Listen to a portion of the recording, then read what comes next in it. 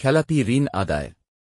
এবার নিলামে উঠল এস আলমের স্টিল মিল, বিদ্যুৎ কেন্দ্র ও ভোজ্য তেল কারখানা।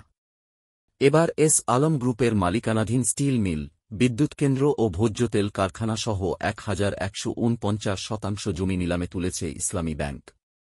গ্রুপটির কাছে এই ৩ প্রকল্পের বিপরীতে ইসলামী ব্যাংকের চট্টগ্রামের খাতুনগঞ্জ কর্পোরেট শাখার পাওনার পরিমাণ ২,১৮০ কোটি টাকা। আজ রোববার পত্রিকায় বিজ্ঞপ্তি দিয়ে এ নিলাম ডেকেছে ব্যাংকটির খাতুনগঞ্জ কর্পোরেট শাখা। রাজধানী ও চট্টগ্রামের স্থানীয় এক পত্রিকায় প্রকাশিত বিজ্ঞপ্তিতে বলা হয়, ইসলামী ব্যাংক বাংলাদেশের খাতুনগঞ্জ কর্পোরেট শাখার গ্রাহক এস আলম গ্রুপের মালিকানাধীন S Alam cold rolled steel limited, S Alam power generation ও এস আলম ভেজিটেবল অয়েল। এর মধ্যে S Alam cold rolled steel লিমিটেডের ব্যবস্থাপনা পরিচালক এমডি ওসমান গনি, চেয়ারম্যান আব্দুস সামাদ, পরিচালক মোহাম্মদ সাইফুল আলম এস আলম ও হালিমা বেগম, স্বতন্ত্র পরিচালক সম্পদ কুমার বসাক ও হাসান ইকবাল, এস আলম পাওয়ার জেনারেশনের এমডি মোহাম্মদ শহীদুল আলম, চেয়ারম্যান তৌহিদুল আলম, পরিচালক মোহাম্মদ আবদুল্লাহ হাসান ও একলাসুর রহমান, এস আলম ভেজিটেবল অয়েলের এমডি মোহাম্মদ শহীদুল আলম ও চেয়ারম্যান ফারজানা পারভিন। এসব ব্যক্তির কাছে কোয়ার্টার ২০০০ সালের ২০ এপ্রিল পর্যন্ত সুদসহ ইসলামী ব্যাংকের ভাষায় লভ্যাংশ, ব্যাংকের পাওনার পরিমাণ দাঁড়িয়েছে ২,১৭৯,৯৫ টাকা। এই পাওনা আদায় পর্যন্ত ক্ষতিপূরণ ও অন্যান্য খরচ আদায়ের জন্য অর্থঋণ আদালত আইন ২০০৩ এর ৩ ধারা মোতাবেক বন্ধকি সম্পত্তি নিলামে বিক্রি করতে আগ্রহী ক্রেতাদের কাছ থেকে দরপত্র আহ্বান করা হয়েছে।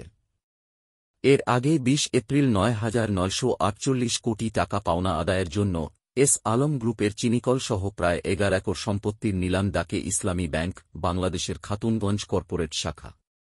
আওয়ামী লীগ সরকারের রাজনৈতিক সিদ্ধান্তে ২০১৭ সালে ইসলামী ব্যাংক দখল করে নেয় এস আলম গ্রুপ।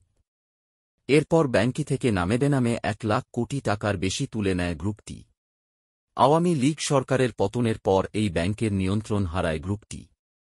এসব ঋণ এখন এক এক করে খেলাপি হতে শুরু করেছে। আর এ নিয়ে আইনি প্রক্রিয়ায় নিলামে উঠছে। সব মিলিয়ে বড় ধরনের সংকটে পড়েছে ইসলামী ব্যাংক। চট্টগ্রাম ভিত্তিক ব্যবসায়ী গোষ্ঠী এস আলম গ্রুপের কর্ণধার সাইফুল আলম সাবেক প্রধানমন্ত্রী শেখ হাসিনার ঘনিষ্ঠ হিসেবে পরিচিত। ২০১৭ সালে ইসলামী ব্যাংক দখলের পর গ্রুপটি সোশ্যাল ইসলামী ব্যাংক ও ন্যাশনাল ব্যাংক দখল করে নেয়। তবে সব মিলিয়ে তারা একসঙ্গে ৮টি ব্যাংকের নিয়ন্ত্রণ নেয়। অন্য ব্যাংকগুলো হল ইউনিয়ন ব্যাংক, ফার্স্ট সিকিউরিটি ইসলামী ব্যাংক, গ্লোবাল ইসলামী ব্যাংক, আল আরাফাহ ইসলামী ব্যাংক ও বাংলাদেশ কমার্স ব্যাংক।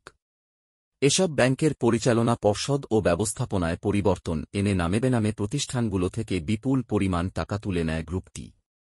সব মিলিয়ে এস আলম গ্রুপের হাতিয়ে নেওয়ার টাকার পরিমাণ ২ লাখ কোটি টাকার বেশি। শেখ হাসিনা সরকারের পতনের পর এসব ব্যাংকের পরিচালনা পর্ষদ ভেঙে নতুন পর্ষদ গঠন করে দেয় কেন্দ্রীয় ব্যাংক। পাশাপাশি ব্যাংকগুলোতে চলছে বিশেষ নিরীক্ষা কার্যক্রমের পরই নির্ধারিত হবে ব্যাংকগুলোর ভাগ্য। সবার আগে সব খবর পেতে আমার ফেসবুক পেজটি ও ইউটিউব চ্যানেলটি সাবস্ক্রাইব ও ফলো করুন। ভালো লাগলে লাইক, কমেন্ট, শেয়ার করুন। ধন্যবাদ।